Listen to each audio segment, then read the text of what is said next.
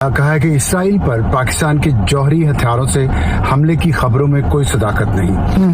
लेकिन जो 200 जहाज इन्होंने भेजे और ये आपको लगा भी दरमियानी तैयारी ही थी। पाकिस्तान ने अमेरिका को ये बात कन्वे कर दी है डोनाल्ड ट्रंप को कि अगर इसराइल ने ईरान पर न्यूक्लियर वेपन से हमला किया तो पाकिस्तान इसराइल पर न्यूक्लियर वेपन से हमला कर देगा। अमेरिका के किरदार को किस तरह देखते हैं?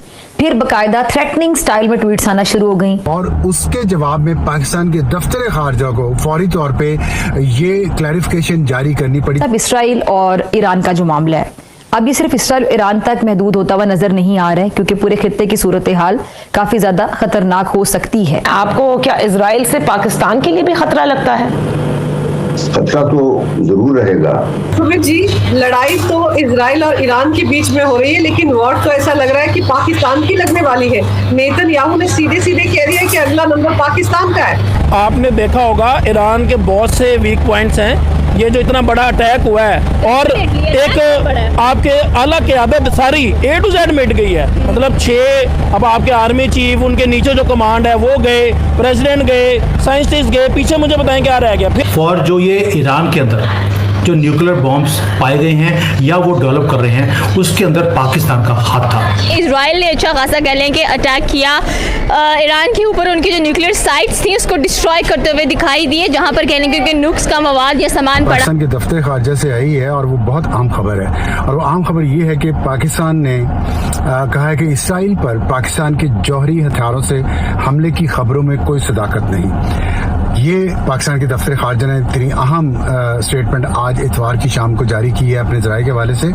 और इसकी वजूहत क्या है इस पर हम बात करते हैं और देखते हैं थोड़ा सा इस पे हम तजिया करते हैं कि क्या ये मुमकिन है कि पाकिस्तान और इसराइल के दरमियान एक एटमी जंग हो जाए, और इसका ख़तरा कितना हकीकी है और कितना ये फेक है। तो ये बात सारी शुरू हुई है, एक ईरानियन एक अकाउंट है ट्विटर पे जिसने सबसे पहले ये खबर दी है, और उसके मुताबिक उन्होंने कहा है कि पाकिस्तान ने इसराइल को, अमेरिका को ये कन्वे कर दिया है कि अगर इसराइल ने Pakistan has informed the United States that their nuclear attack on Iran will be met with a nuclear response from Pakistan against Israel। कि अगर इसराइल ने ईरान पर न्यूक्लियर हमला किया तो पाकिस्तान उसके जवाब में इसराइल पर न्यूक्लियर हमला करेगा। ये एक इस्लामिक रिपब्लिक ऑफ ईरान की एक अकाउंट है, पता नहीं फेक है या असल है, वहाँ से ये खबर शुरू हुई और उसके बाद वहाँ से इसराइली मीडिया ने उठाई और उन्होंने ब्रेकिंग न्यूज़ के तौर पर दी है डेविड डीप ने, और उन्होंने कहा कि Pakistani official statement to the US, if there is a nuclear attack on Iran we will also launch a nuclear attack on Israel.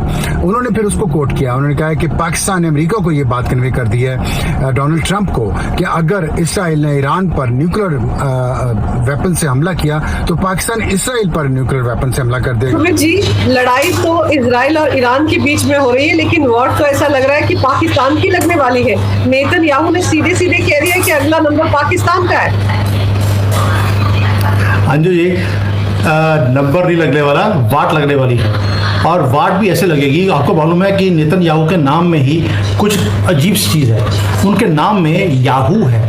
तो सुबह उठकर जैसे ही नेतन्याहू याहू बोलते हैं, या तो गाजा का बाजा बन जाता है या ईरान के ऊपर बॉम्ब गिर जाता है, और अब उन्होंने तीसरी बार याहू बोला है। 2 का तो निपटारा कर दिया, अब यह बोल दिया उन्होंने कि Asim Munir and his party are responsible for जो ये ईरान के अंदर जो न्यूक्लियर बॉम्ब्स पाए गए हैं या वो डेवलप कर रहे हैं, उसके अंदर पाकिस्तान का हाथ था।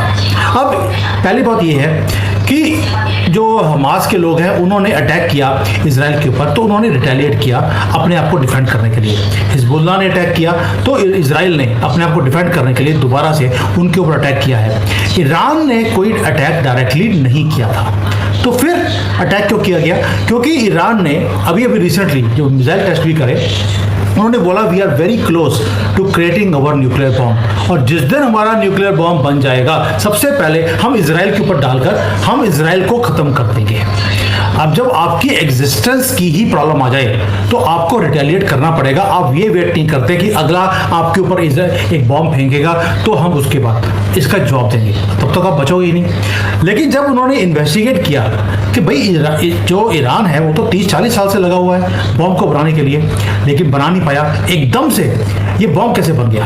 जब इन्वेस्टिगेशन किया गया है तो कुछ कड़ियां, मैं आपके शो के ऊपर कई बार बोलता हूं कि आपको जियोपॉलिटिक्स में जो सिचुएशंस होती हैं जब आप जोड़ते हैं डॉट्स को तो आपको एक इमेज आती है। अब 2-3 चीजें बताता हूं मैं जिससे पता लगता है कि पाकिस्तान कैसे ईरान के न्यूक्लियर प्रोग्राम के अंदर इन्वॉल्व था। 3-4 महीने पहले 18-20 न्यूक्लियर साइंटिस्ट एकदम से अगवा हो जाते हैं। अब उनमें से 2-3 जो आर्मी के लोग थे बेकार के, जिसको चपरासी बोलते हैं, उनको वापस भेज दिया गया, कुछ नहीं किया उनको, और बाकी के आज तक लापता है। और पाकिस्तान की आर्मी ने उनको बचाने के लिए कोई मुहिम भी शुरू नहीं करी, कोई प्रेस रिलीज नहीं, कुछ नहीं कि उन साइंटिस्ट का क्या हुआ, वो कहां गए। अब आप जो कड़ियां जोड़ सकते हैं, वो कहां गए, क्या करने गए थे। वो न्यूक्लियर प्रोग्राम जो है वो डेवलप करवाने के लिए ईरान में गए हो सकते हैं। मैं स्पेकुलेशन नहीं करना चाहता हूं, मैं बोलता हूं कि गए हो सकते हैं, क्योंकि न्यूक्लियर साइंटिस्ट इतनी आसानी से अगवा नहीं होते, वो भी थोक के बोरी भरकर। पहली बात ये। दूसरा, आपने कई बार पाकिस्तान के जनरल जो होते हैं, लाल टोपी है वहां पर, जिसको सऊदी अरेबिया में अच्छी तरह से कोड़े लगे थे, वही वाला लाल टोपी, इन्होंने कई बार आपने इनकी वीडियोस देखी होंगी, इंक्लूडिंग देयर मौलानास, कि हमारे पास एटम बम है। ये एटम बम हमने म्यूजियम में रखने के लिए नहीं रखा, हमें चाहिए कि हमारे पास अगर पैसे की कमी है हमें इसको बेच देना चाहिए।